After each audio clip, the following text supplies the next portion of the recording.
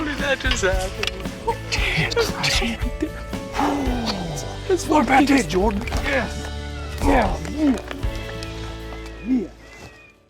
Hello and welcome to Wired Outdoors. We have a great show for you today, and if you're like me, you're already starting to think about next hunting season. That's what today's show is all about. Today we're going to be talking to you about a method we used to have great looking food plots in the spring and the fall, and it's called frost seeding.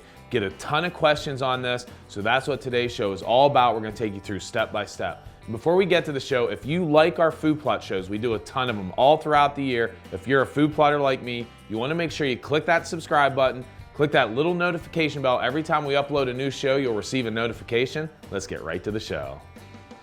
This food plot here we call Deceiving, and this has been a great food plot for us. A couple years ago I shot a really nice buck here, but what we have in here is a 2-year-old Fusion on this end. The upper end we had wintergreens last year, but on this lower end it's about 3/4 of the plot is Fusion. So that's what we're going to be frost seeding. Again, it's the third day of spring here. You see we still have a little bit of snow on the ground, but a perfect time to frost seed. So we're going to spread some Fusion today, have a great looking food plot.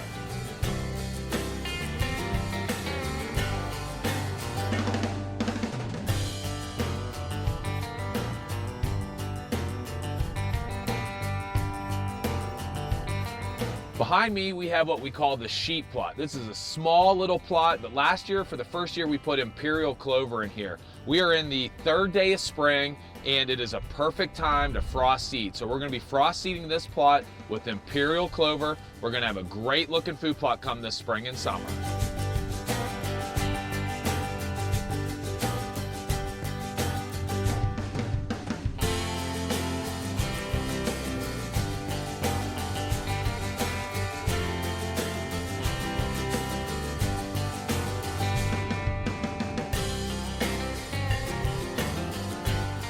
Now let's talk a little bit about some of the technical aspects of how to properly frost seed. And the first thing we want to talk about, we get a lot of questions, when do we want to frost seed? And it varies in what part of the country you're in, but when you want to start frost seeding is when the ground is thawing and freezing, where you get those days where it warms up and it thaws, but then again at night it's going to freeze and it's going to suck those seeds into the ground. So make sure that's the time of year. It's usually right at the end of winter, right at the beginning of spring when you want to look at frost seeding.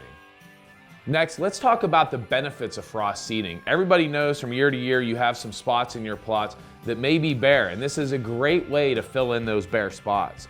Clover and Fusion blends will germinate much more quickly than weeds and grasses, allowing them to establish before you get a ton of weeds in your food plot. Frost seeding is very inexpensive. The only equipment that you're going to need to do this is a shoulder spreader. By frost seeding, it is going to reduce your costs on average for a new food plot 70 to 75%. Next, let's talk a little bit about what is the appropriate seed that you're going to want to frost seed with. First of all, we recommend you only use hard seed. You don't want to use any kind of soft seed because this time of year it gets in the soil, it will get wet, and it will rot. What we recommend here from Whitetail Institute are blends like Imperial Clover and Fusion. They are both hard coated as well as already inoculated, so they are ready to go right out of the bag. The next question we receive a lot is, how do I frost seed? Let me first talk about equipment. We already touched on this a little bit earlier, but you are only gonna need a shoulder spreader. Walk the plot clockwise, then diagonally. If you know where there were some bare spots before in the previous year, then put a heavier amount of seed on those spots. We will also tell people to generally spread seed in the morning or in the evening when temps are a little bit cooler. That'll avoid having to walk through muddy plots. Many people ask, how much seed do I need to spread? The expert opinions differ. We generally say somewhere between 1/3 and 1/2 the amount of seed recommended for a new planting. Others use an even higher seed rate than recommended for a new planting, as much as double, because there are so many variables that we cannot control. It is the middle of July. We wanted to bring you back in here, another one of our Whitetail Institute food plots, and you saw in the late winter, we had a ton of bare spots in here. We came in and we frost seeded it, and you can see now we have a beautiful looking Fusion plot. We got chicory, we got clover in here. It turned out awesome. So again, a great way to have good looking food plots throughout the summer, take care of those bare spots, frost seed in the winter, and this is what you can have.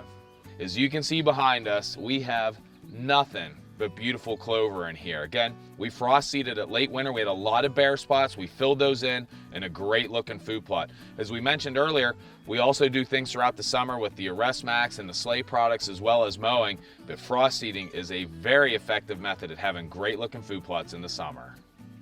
Well, as you could see, we had awesome results from our frost seeding this past year. And we want to tell everybody, if you have more questions, the folks at Whitetail Institute are more than happy to talk to you. Give them a call, visit their website at whitetailinstitute.com.